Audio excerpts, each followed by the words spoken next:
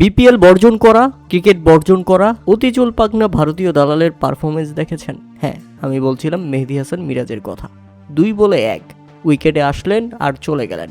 বিনুনা ফার্নান্দোর করা ডেলিভারিটি কোনোভাবে ফেসই করতে পারলেন না, রীতিমতো ব্যর্থ এবং আউট। সে আবার সিলেট টাইটান্সের অধিনায়ক, ক্রিকেট বর্জন করে সেখানেও অধিনায়কত্বের দায়িত্ব পালন করেন।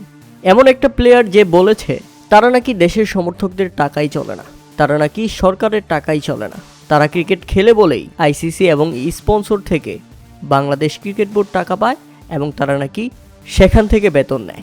বাংলাদেশি দর্শক কিংবা সরকার তাদের বেতনের পিছনে কোনো ভূমিকা রাখে না।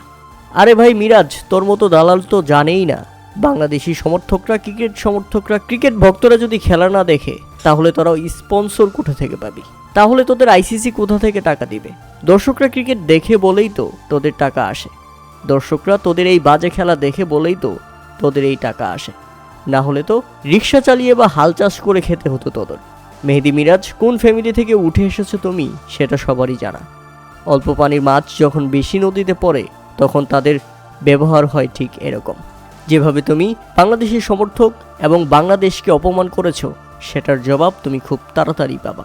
মিরাজের যে পারফরমেন্স, প্রিয় দর্শক আপনারাই বলেন, সে কি জাতীয় দলে খেলার মতো যোগ্য?